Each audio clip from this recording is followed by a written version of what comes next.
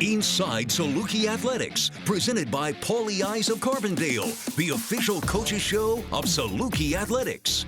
Now, here is the voice of the Salukis, Luke Martin.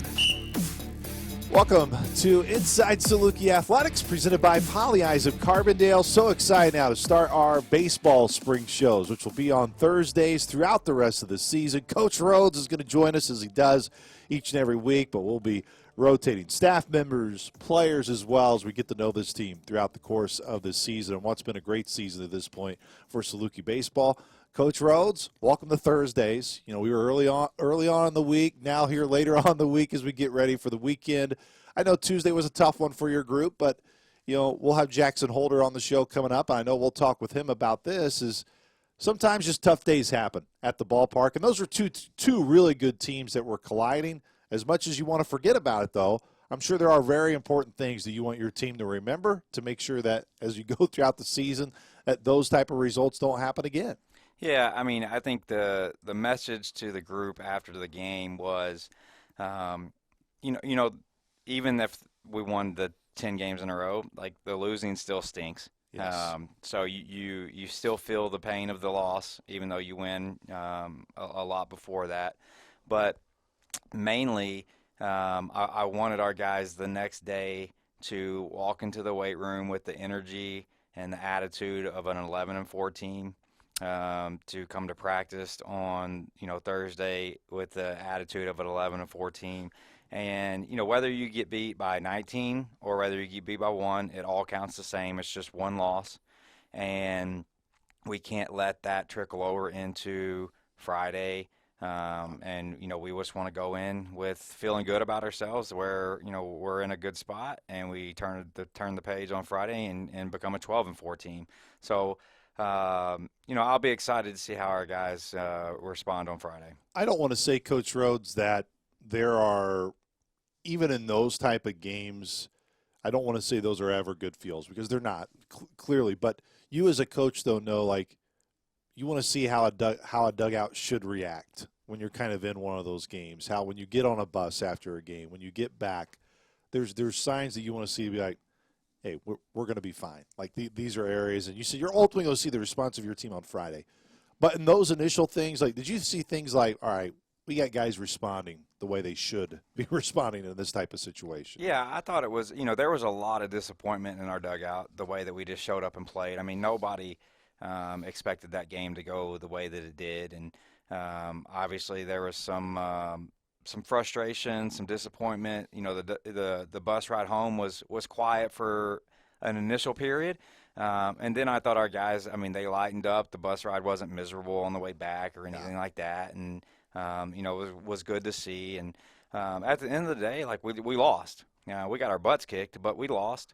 And we've just got to be able to regroup and find the winning ways again on Friday, and we won't even think about Tuesday once we get back winning. Look, and Tuesday stinks because, yes, obviously, you know, two really good teams playing each other, but it doesn't, as you said, it counts the same as just one game. There's been some really positive results, and I even think building off of what your weekend was against Bellarmine, many different ways, and as we described on Sunday post-game once the series was over, that was a team that put up a lot of runs. And up until Sunday's game, you really held them at bay. That had to be, when you went back and you looked at it with your pitching staff and how you guys played defensively at times.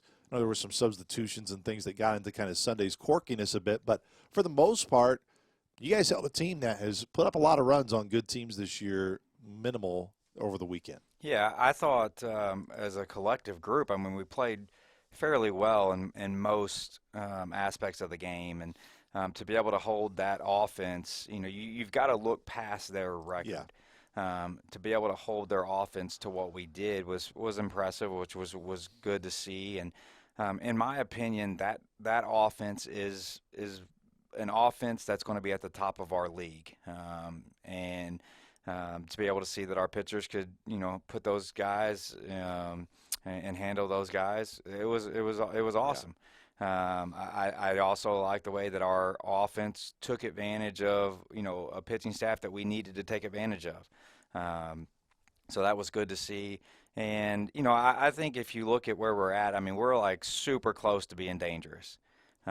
We've just got to clean up the defensive areas still. I mean, and that's, going into the season, we knew that was the area that we were going to struggle at the most. Every team is going to have strengths, every team's going to have weaknesses, and so far the season has played out very similar to where we kind of pictured it going.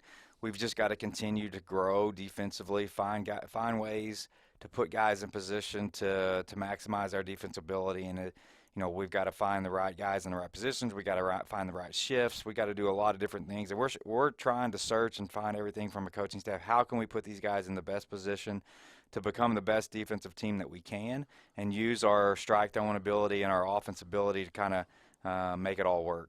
Is it a difficult process, Coach Rhodes, to go through what you just described of, look, there's a lot of onus that you take as the coach, and you do that to, hey, take pressure off the guys. And what I'm kind of alluding to is when you're talking about defensively for your group, of how much you go, well, maybe it's not so much the individual. Maybe it's how I need the structure. Maybe it's the lineup, where we shift, where we put guys. Like, how do you balance of knowing, yeah, there's always going to be some onus on the players, but also how much you take a, man, it's also on me at the end of the day to try to figure this out, to try to help us outside just giving guys confidence. For sure. I mean, I think the toughest thing is like you don't really know until you try stuff, right?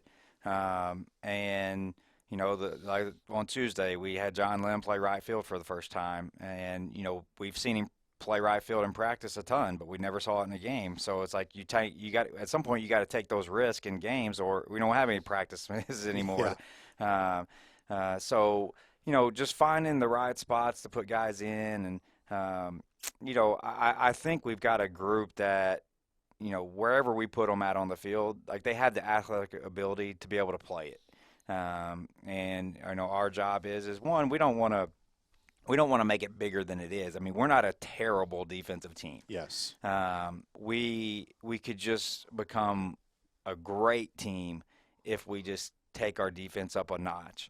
I think that's just what we're striving to get to, where, we don't just stay a good team. We want to become a great team. And I think where we can make the biggest gains on becoming a great team is on the defensive side. Where do you believe, from a consistent standpoint, that you see the potential of where this group can get defensively, and what you communicate day to day of, look, guys, this is where we're at right now. And as you described, no one, I don't think, should ever describe your team as a terrible or bad defensive team.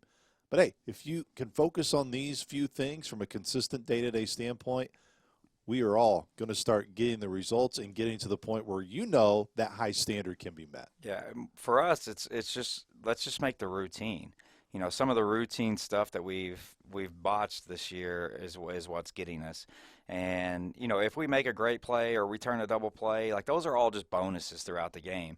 And, it's just the routine, balls, the routine plays, the routine kind of there's been some, plays where we've got sped up. Base runners have already been to a base where we tried to force something at a base where we weren't going to make an out at, and just kind of playing out scenarios in your head before the ball is hit to you, and then, just being able to handle the routine play. If we can handle the routine play on a very consistent basis, we're going to be just fine. You have done a lot in terms this year of trying to portray to me and our fans, when I've asked you about a guy like Matt Shark, of the challenges of going from one side of the infield to the other, to go from first to third. And within the game on Sunday, he went from third to first and back to third. What has he shown you this year to give the confidence level, and to be able to do that within the course of a game, and you're doing whatever you can to just find a way to win a game and adjust your lineup and defensively, as we just got into? But the challenge that has been for him and how he's met that head on. Yeah, I mean his glove skill is there. We knew when he was on the first base side, just as far as his glove goes. I mean, he was one of the best defensive first basemen in the league. And the only difference, that we really had to get him adjusted to was it's kind of the slow roller that he had to come in on some plays. And, you don't make that play and throw at first base, obviously. So that was, a challenge that we had to work on there. And then just the angles of the ball, the right-handed bat, coming and hooking at you. And you're also playing a lot tighter to a hitter a lot more at third than you are first. And it's a lot quicker game over there. Most times, usually, like if you got a left-hand hitter, you're as deep as you can at first base, and things like that. And so it's just a lot of the quirky, probably things that you don't even as a fan notice as much, that he's had to work on, rather than just like fielding a ground ball, because those are things he's really good at. On Sunday, of course, I believe for the third time this year, Gabe and John go back-to-back in terms of the batting order. You've been around some really talented clubs. Have you ever seen like an early start to the year where two guys have been able to do that 3 times already? I mean, we're not even halfway through March yet, Coach Rhodes. Yeah, that one, when they did it just the first time, It's like, oh, that's cool, back-to-back. And then they do it a second time, you're like, wow, I've never seen that before. 2 guys back-to-back, 2 different times. And then when Petro hit the one, I mean, everybody in our dugout's like, oh, come on, let's go. We got to see it 3 times. And nobody's really thinking it's going to happen, Yeah. And, the good thing about it is like John left no doubt. I mean, as soon as he hit the ball, it was like off the bat and over the fence. Like, it was just such a cool thing because, it's things like that. Like, you'll remember that for the rest of your life, that those guys hit 3 back-to-back home runs, and we still got 3/4 of our season left.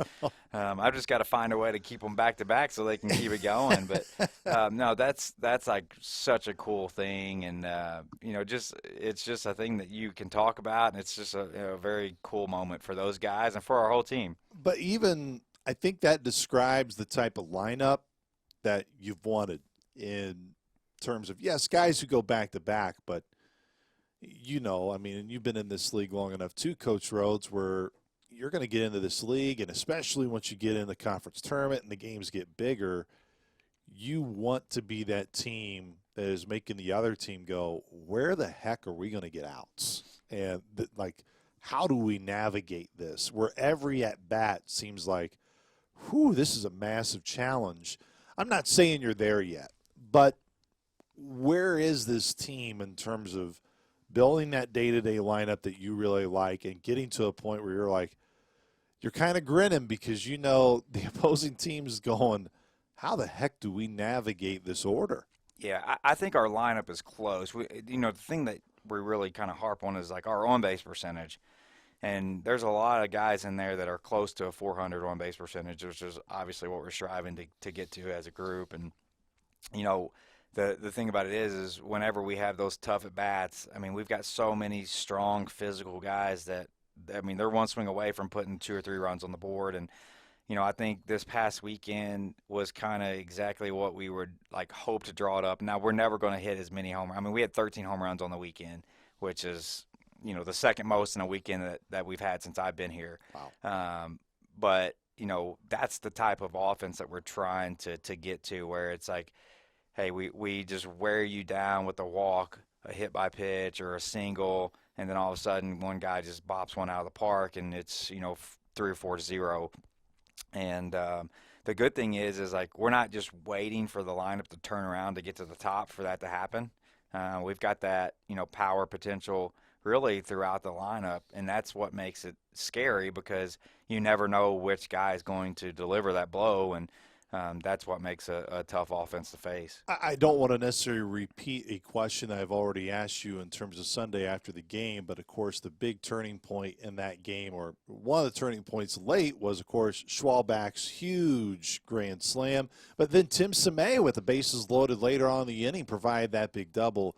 Those 2 guys, how massive they can be in terms of the lineup and the potential that those guys can bring every day. Yeah, I think, Tim has really started to use the right side of the field offensively, which that's when he came into our program.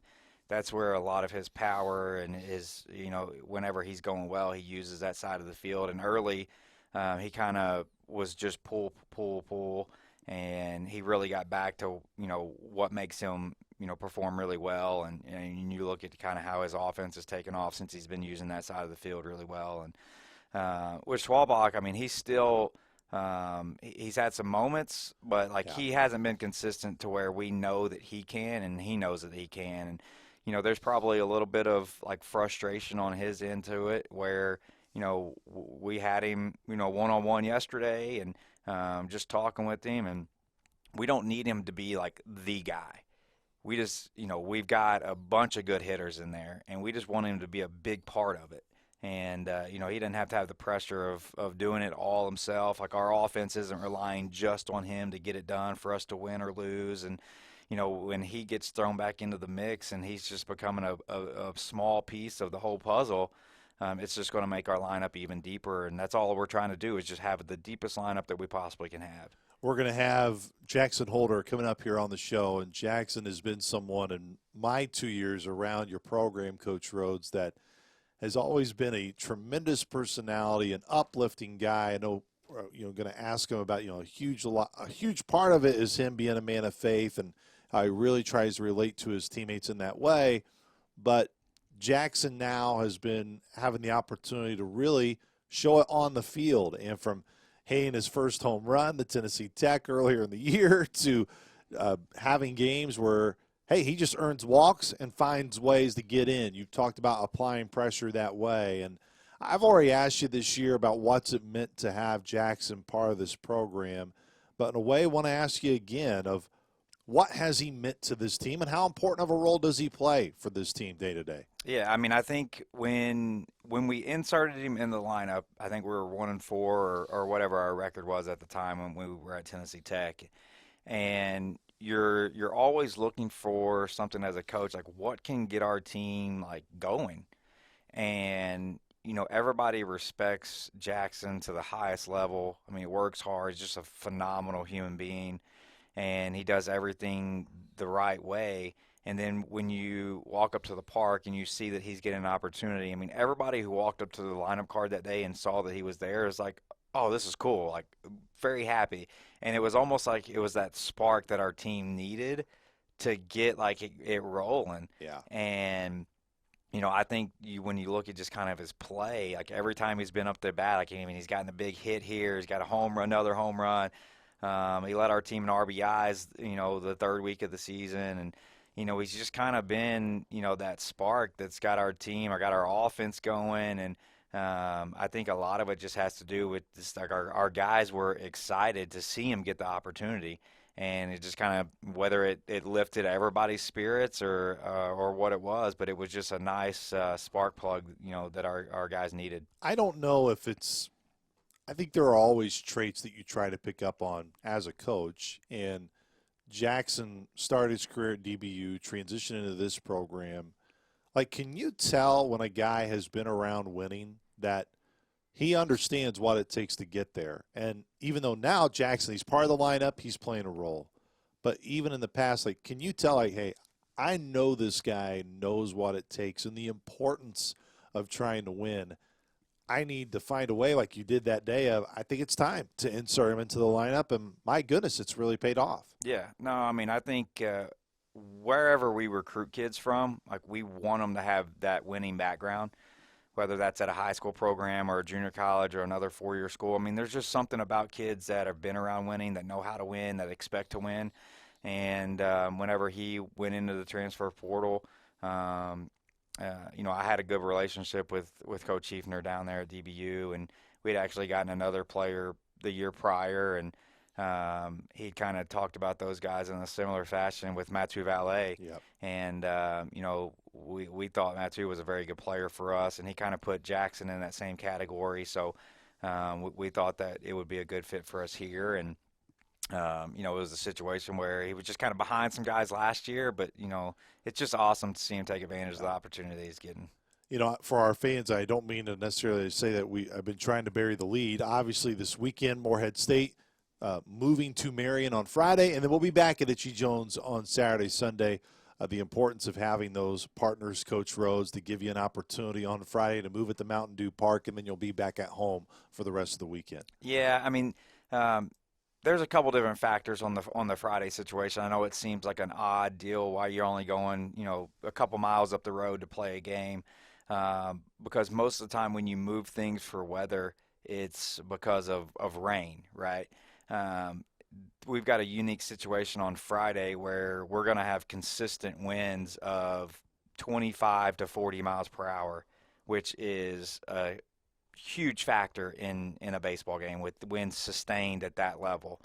And when you look at the way that our ballpark is situated compared to their ballpark, that 40 mile per hour wind gust would be straight in at our ballpark, where to me, when I'm thinking about how do we have weather like totally affect a game, the balls, when the wind's coming straight in at that level, they're going to be like, who knows what's going to happen to the baseball when it gets up into the air. And I think our plan is like if we move it there, the wind's going to be blowing out. The ball doesn't move around and screw up as much when the ball goes out.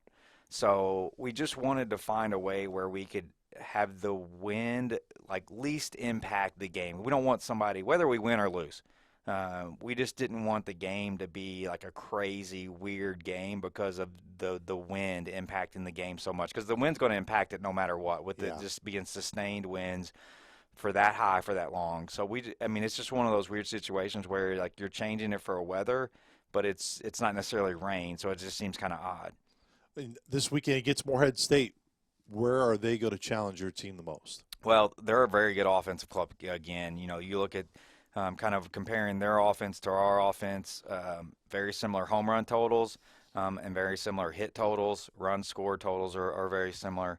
And they're very similar to Bellarmine, where they're very offensive oriented. And their pitching numbers are a little skewed because of the ballpark that they play in. If people aren't very familiar, they play in a very quirky park where they've got like a creek behind their right field area. So their center field is only like 280 feet. Now their left center and left field is like very deep, but dead center field is like 280. And, the right fieldish area is like 315 with the high wall. So there's a lot of home runs at Morehead that just like if you hit a fly ball to dead center field straight away, like it's just gone. To the point where a lot of times at Morehead, they play their center fielder in left and put their left fielder in center because the center fielder just doesn't move at their park. It's just a weird park. But they also, their pitching numbers get totally skewed at that park because they give up so many home runs and extra base hits by playing there. So you kind of got to like look at the pitching numbers and just kind of say, well, they're going to be inflated for that reason. But it'll be a tough challenge again with the fact that they won 44 games last year. A lot of those kids are back and they know how to win. They expect to win, and they went and they just played South Carolina on a weekend last weekend, and they didn't win any of the games, but they were super competitive in all three. So it should be a good matchup for our guys again. No question. Looking forward to it on Friday. We'll be at Mountain Dew Park again, 3 o'clock first pitch for Saluki fans who want to make their way out on Friday. And then you'll be back at Itchy Jones Stadium this weekend. Coach, appreciate the time. We'll catch up with you next week, and we'll see you this weekend. Sounds good. Thank you. Once again, that was head coach Lance Rhodes. We'll take a timeout. When we come back, Jackson Holder will join us here on the program. This is Inside Saluki Athletics, presented by Poly Eyes of Carbondale.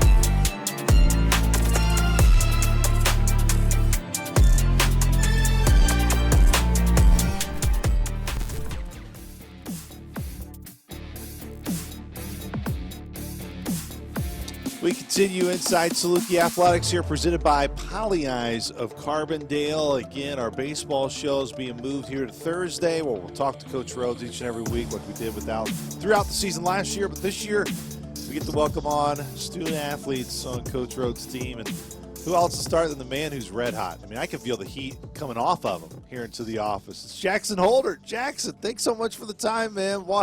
Man, what a ride it's been so far this year, right? I know earlier this week against Western Kentucky was a down point, but, man, you guys have really been playing well as a team to this point in the year. Yeah, it's been fun. We're I think after a little bit of a slow start, we kind of came together as a team and just realized, we're not playing the best we can be, and really the idea was just to play as a team. I think there was a little bit of, guys who hadn't had a whole lot of Division I experience, guys who maybe hadn't played in a while, coming together and realizing, look, we're kind of playing selfish. We're worrying about things on our own, and really the idea was just to come together as a team and go one after another, play together, and it's been rolling. Even Tuesday's one you kind of just got to forget about. You just got to flush it and move on. But yeah, I think we're rolling, so we're just going to try to keep it going. And those were two teams that met that were both on 10-game winning streaks. Right. Western Kentucky's having a heck of a season at this point as well, only one loss.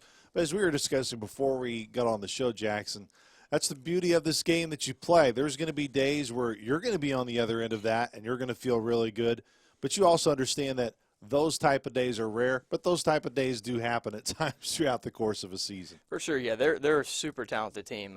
When I was at DBU 2 years ago, we played them, and every arm they're going to roll out of the pen is going to be really good. Their offense is going to be good 1 through 9, and we're going to face teams like that, especially once we get into conference. A team like Murray State that's really hot too. So I think it was good to test us early, and that's a game where we we know that we lost ourselves that game, and that's it sucks, but at the same time we know that we play that game again. Next week we're going to be prepared and we're going to be ready for it. There's the angle you can take, Jackson. Like we have said, hey, move along. There's a lot of games to go, but there's also, hey, there's some things that you can learn on a really tough day that can help this group. What did you believe were some of the overarching, the main things that you're like, hey, we just can't completely avoid this aspect, because if we do, it could end up biting us again down the road? Yeah, for sure. I think part of it is just the way we show up to the field. I think being on a 10-game win streak, rolling up to the field, you're feeling good, you're feeling hot, which is a great thing to feel. Coach Rhodes always says you want to show up to the yard knowing you're going to win the game. I think we had a good sense of confidence, but maybe even overconfident, and I think we maybe took them a little lighter than we should have, even if we wouldn't have said that at the time. I think looking back on it, I think we did. We took a lead early. We're feeling really good. A couple plays here and there, a couple walks kind of added up, and they're a team that if you give them free passes and if you make errors, they're going to take advantage of it. So I think that's one thing we got to look back on and say, if we're going to face a really solid lineup like that, we can't give them anything free. We got to make them earn it. All right, let's talk about you this year. It's been so much fun, whether seeing you be able to hit the first home run this year, to so many things, and the guys' embrace of you. You've always been such a really respected guy, Jackson, in the clubhouse ever since you've been here. But now you've been able to get an opportunity on the field. What has that meant to you? And I say get an opportunity like it was just given to you. You've earned it as well. What's been the biggest joy, even though I know you don't look at it selfishly, but what's been the biggest joy you've had looking at it from a selfish standpoint this year for you? Yeah, it's been a blast, man. Really, and like you said, I don't do it for me necessarily. I want to win games. I think I tell Coach Rhodes that and all the coaches that every day. It's where I would just want to win. And so if I'm in the lineup, if I'm not in the lineup, whatever I can do to help us win is what I'm going to do. And I think, being in the lineup, I know my role. I'm going to try to play the best defense I can, and if there's guys on base, I'm going to try to knock them in, and if there's nobody on base, I'm going to get on base so someone else can hit me in. It's a pretty simple mindset, never trying to be the big bat in the lineup. I don't think that's my role, so I'm just trying to get on base, put the ball in play, and do the best I can to give us the ability to win a game. Even though your career to this point hasn't featured a ton of playing time, Watt, from even dating back to your days at DBU, which everyone still in the Missouri Valley Conference understands that name and the respect factor we all have for the Patriots and the program they've built, how have all those days of just being surrounded by really good players that you've been able to pick up on things throughout that's really showing its benefit now? Yeah, I think a big thing being at DBU is when you kind of learn how to win, right? I mean, they're going to win 40 games a year, and you get around guys who do it the right way in and day out. Even if you're not the one doing it, watching baseball every single day, watching winning baseball every day, you kind of see and learn how to do that. And I think those, and then even last year, watching guys in front of me that really good ball players, watching them play, watching them win, you get in the game and you just feel prepared. I mean, I feel like I've seen every single situation that can come up in a college baseball game. And that's the big thing. It's just, not being checked out, but being locked in every single pitch, even when you're on the bench, trying to pick signs from the pitcher or trying to give us any opportunity we can to win. That way, when you are in the game, you're locked in, you're ready to go. So I think just being around winning baseball for my entire career, even though I haven't been on the field much to be a part of it, but being around it, being around a winning culture, when you get on the field, I think that kind of just comes with you. When you think of this team, Jackson, now you guys are going to be home this weekend. They'll be in Marion on Friday and then back at the Itch for Saturday, Sunday. You guys have had a lot of time here at home recently, but you've also spent some time on the road those first couple of weeks, which when you go on the road with the team, there's no better way to find out your chemistry, your personalities around each other. What do you appreciate? What do you like about this team the most when you guys get around one another and get to spend time with one another? Man, it's such a fun team, and I think we learned pretty early on that, if we're going to be good on the road, it's like I said earlier, we've got to be together. And I think early on, in that first weekend on the road back down in Texas, it did feel like there was a little bit of, this individual type thing going on because we hadn't played as a team yet. We'd inter-squatted each other. We hadn't played as a team against another opponent. But I think as we went to Tennessee Tech and started to kind of get on that roll, we've come together. It's been amazing. And I think, if you spent time with us in the hotel or off the field, you would see that it's a very close-knit team. The chemistry's great. It's very the word like consistent. Like we just want to be consistent every time we show up to the field, and I think that we've kind of started to come together every single game with the same mindset, same goal, no matter what the lineup looks like. Everybody's pulling on the same side of the rope, it feels like at this point. It's where I started with Coach Rhodes post-game for the Bellarmine game on Sunday, which was my first game around you guys in terms of at least calling games this year. And one of the areas, Jackson, that he wanted to see this team improve in is just from a look and just from a physicality standpoint to apply a lot of pressure on teams at any point, 1 through 9. It really felt on Sunday, especially against Bellarmine, where you guys get a big lead, you lose the lead, you have to come back with a lot of reserves in the game, yet Mason Schwalbach, obviously the huge grand slam, Tim Samay with the huge base-clearing double. But have you sensed that with this team this year, not so much that you can feel what opponents feel, but that pressure seems to be starting to be applied. And 1 through 9, that lineup, there is just a huge belief within you guys that anyone can go yard, anyone can get that big hit when needed. For sure, yeah. I think even if I'm in the 9 hole and watching, the 8 guys in front of me go up to hit, it feels like every single one of those guys is going to hit a ball 100 miles an hour to the wall. And I can't even imagine what it feels like to be on the other side of that. I know what it feels like to play a team where it just feels like they're never going to get out. And personally for me, and I think for the rest of the team, we feel that way when every single guy gets in that box.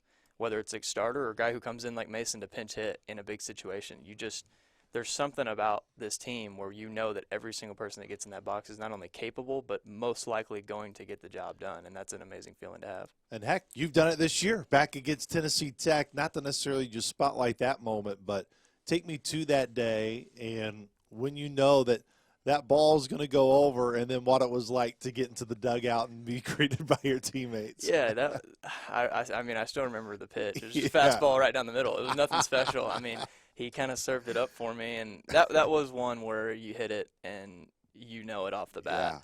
Yeah. I'm not one for really pimping home runs, but, I just kind of watched it for a second and just jogged around the bases, and it was cool to see all the guys really excited. I think they knew kind of the time that I've put in and over the years, and they were there to support me, so I was very thankful for it. That's the best part about doing these type of platforms, Jackson, is I've been able to get to know you a bit when I get to travel with baseball in the spring, like last year being my first year around you guys, but a lot of our fans don't. They just get to see you on game day, so they give them a little perspective, like Tell them who you are, like away when you're not at Itchy Jones Stadium, when you just get a chance to just be yourself. Like, what are some important things in your life that make up who Jackson Holder is? Yeah, I'm a pretty normal guy. I'm not super nothing crazy. A man of faith. That's the biggest part of me. I'm a Christian. Jesus is the Lord. He's the King in my life, and hopefully in many others. And I know that's been a big part of our team as well. There's been a lot of guys who've really embraced that, and I've been able to share that with other guys. And I think that's a big reason why I think we have success this year. There's a lot of consistency that comes with that. Just knowing that we play for something much bigger than baseball, much bigger than even our team, but something much, much greater than us. And so that is the biggest part of my life, and I try to, when I'm on the field, that's why my walk-up song is Trust in Jesus, because that is every time I get up to the plate, anytime I'm on the field, even when I'm in the dugout, my goal is to play for him and to glorify him. And so I'm hoping that by, even if someone's in the stands and hears the walk-up song, that they go home and can investigate that and hopefully come to believe that. Our new men's basketball coach this year, head coach Scott Nagy, tremendous man of faith as well, and uses faith a lot to teach guys throughout the course of the season. And I asked him this sort of question throughout the year was, Coach, when you're going through tough times, like maybe what's a passage, what's a scripture that you lean on? Kind of want to ask the same thing for you. Like, what is a scripture, what's a passage for you, Jackson, that either exemplifies your core foundation and why you're a believer, or when you have a really tough day at the park, tough weekend, going through a stretch of a season that we all know in baseball you're going to go through, that you lean on, that is really powerful to you, and why it is? Yeah, I think 2 Corinthians 5:21 immediately comes to mind, that he made him who knew no sin to be sin for us, so that in him we can become the righteousness of God. And really that is the gospel. It's the fact that we've sinned against a perfect and holy God, and that there's a just punishment that comes with that, but that he sent his own son for us to pay the price for that sin, that we can walk in newness of life, that we can be a new creation. And the reason why that's so foundational for me is because it takes away the worry of anything else. It's the fact that my biggest problem, my sin and my shortcomings, have been taken care of, and so I can play baseball freely. I can go throughout life, and it's okay to fail. Like, I think that's the biggest thing, is that especially in sports, when in baseball, if you're going to fail 7 out of 10 times, you better learn how to fail. And so I can walk up to the plate and strike out, or I can a big situation, I can not get the big hit, and know that, yes, I'm upset that I didn't help the team in that way, but at the end of the day, my salvation and eternity is secure, and it's a firm foundation that's not going to be shaken. I can be consistent every single day. Been able to see Coach Rhodes from the opposition side. Of course, when I came in from Indiana State, you don't always necessarily get the feel for how a head coach is day to day when, of course, you're not there day to day. I have been so impressed by just how Coach Rhodes really coaches you guys. And to say that he's a relaxed guy, I don't think would be fair, because he's hard on you guys and he's extremely detailed with you. But he has a really good way, at least from my seat, Jackson, to communicate and coach guys differently, but also have a style with everybody. How would you describe Coach Rhodes and what you appreciate about him in terms of being your leader? Yeah, I think he, like you said, relaxed is maybe not the best word, but at the same time, I would say he is relaxed in other areas where he's hard when he needs to be hard, and when he doesn't need to be, he's not. And he coaches guys according to their personalities and their temperament, and he tries to get the best out of every single player. I think he realizes that in order to coach guys individually, he needs to be around them, and he'll spark up conversation, ask how your family's doing, ask questions about the person, and it's not just about the baseball player. That's been the biggest thing I appreciate, is that it doesn't, when you're talking to him, it doesn't always feel like you're talking to the head coach. Now at times it needs to be, right, and you get correction and things like that. Yeah. But it does feel like he genuinely cares about you as the person, and I think that only carries over into how he coaches you. From baseball, what do you love about his baseball mind that maybe there's things you've been able to pick his brain on that you can feel has really helped you as well? Yeah, well, the first thing is that he wants to win, and I think that he, maybe more than anybody I've ever met, the guy wants to win. And so he's going to do everything that he can, especially when it comes to a game management standpoint.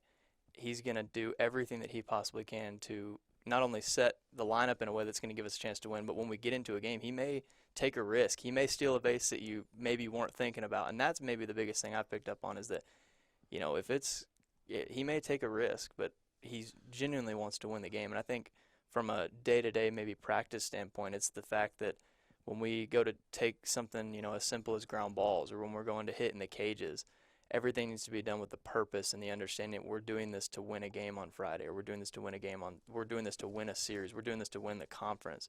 So, mundane things become important. And I think that's the biggest thing I've probably taken. Don't want to imply that you have been one of these guys, but you talked about the DNA of Coach Rhodes, wanting to do anything to win the game. And what I have noticed at times is that may be unconventional pitching changes. It may be unconventional even substitutions.